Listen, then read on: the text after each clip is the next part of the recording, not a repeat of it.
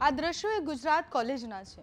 કોલેજમાં ઘણી બધી વાર અથડામણના અને વિદ્યાર્થીઓ આમને સામને આવી જતા હોય અને બબાલ કરતા હોય એ આપણે જોયું છે। પણ આ બબાલ એ હિંસક બની જાય અને અથડામણ એટલી ભયાનક હોય કે એક વિદ્યાર્થીને માથામાં ટાંકા લેવા પડે એટલું બધું વાગી જાય ત્યારે પ્રશ્ન થાય છે।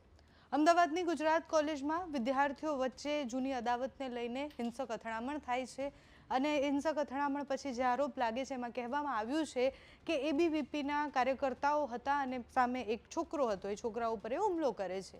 જેના ઉપર હુમલો થયો છે એ ગોધરાના છે અને હાલ એ અમરાઈવાડીમાં રહે છે। ધ્રુવરાજસિંહ સોલંકી એમનું નામ છે। ગુજરાત કોલેજમાં બીએસસી સેમેસ્ટર 5માં અભ્યાસ કરે છે। 5 ઓગસ્ટે તે પોતાના મિત્ર સાથે નહેરુ હોલ ખાતે બેઠા હતા ત્યારે અચાનકથી 5 થી 7 જેટલા લોકો ત્યાં આવી પહોંચે છે।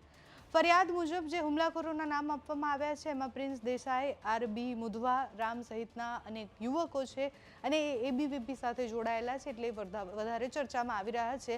પણ મુખ્ય કારણ એ બંને વચ્ચેની જૂની અદાવત માનવામાં આવે છે। જૂની અદાવતને લઈને બોલચાલ થાય છે, પછી ધ્રુવરાજસિંહ અને એ જેટલા પણ 5-6 લોકો છે એ બંને આમને સામને આવી જાય છે। મારપીટ દરમિયાન ધ્રુવરાજસિંહ નીચે પટકાતા તેમનું માથું દિવાલ સાથે અથડાય છે, જેના કારણે ભારે એમને વાગે છે અને પછી ઊંડા ઘાવના કારણે હોસ્પિટલ એમને તરત લઈ જવામાં આવે છે। ઈજાગ્રસ્ત થાય છે વિદ્યાર્થી એટલે તાત્કાલિક હોસ્પિટલ લઈ જતા એમને 3 જેટલા ટાંકા આવે છે। ઘટનાની જાણ થતાં જ એલિસ બ્રિજ પોલીસ સ્ટેશન જે છે ત્યાંથી ફરિયાદ નોંધવામાં આવે છે। પ્રિન્સ દેસાઈ સહિતના જેટલા પણ વિદ્યાર્થીઓ હતા એમની સામે ફરિયાદ નોંધાઈ છે।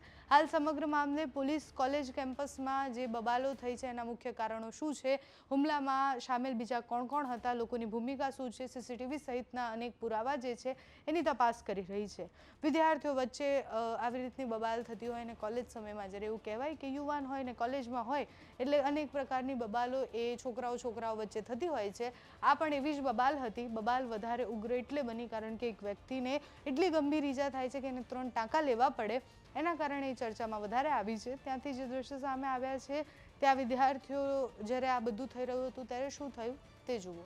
વરના કે જેની ચારે તરફ બ્લેક ફિલ્મ લાગેલી છે, કોઈ નંબર પ્લેટ લાગેલી નથી, એવી ગાડી લઈ અને જ્યારે ગુજરાત કોલેજના કેમ્પસની અંદર રેસ ડ્રાઇવિંગ કરી રહ્યો છે, ડ્રિફ્ટ મારી રહ્યો હોય છે, એક કહી શકાય કે વિદ્યાર્થીઓના જીવના જોખમે ત્યાં આગળ ડ્રાઇવિંગ કરી રહ્યો હોય છે ત્યારે એના ગાડીનું ટાયર ફૂટી જાય છે અને સામાન્ય વિદ્યાર્થીને ઈજા થાય છે ત્યારે ત્યાં આગળ રહેલા એબીવીપીના કાર્યકર્તાઓ દ્વારા એને સમજાવવામાં આવે। 4 તારીખની ઘટના બની છે, એ ઘટનાની પણ ત્યાંના પ્રિન્સિપલ દ્વારા અરજી કરવામાં આવી છે અને એફઆઈઆર કરવામાં આવી છે, વિનંતી કરવામાં આવી છે ત્યાંના પોલીસ સ્ટેશનમાં કે આવા લુખ્ખા લોકોને ઉપર કાયદાસરની કાર્યવાહી કરવામાં આવે અને ત્યાં એ ઘટનાને ધ્યાનમાં લઈ અને અરજીને ધ્યાનમાં લઈ અને ત્યાંની પોલીસ સ્ટેશનમાં પણ એ જે વ્હાઇટ વરના જે ગાડી છે એ જમા કરી અને આના ઉપર કાયદેસરની કાર્યવાહી જે છે એ પોલીસ સ્ટેશનમાં પણ શરૂ થઈ ચૂકી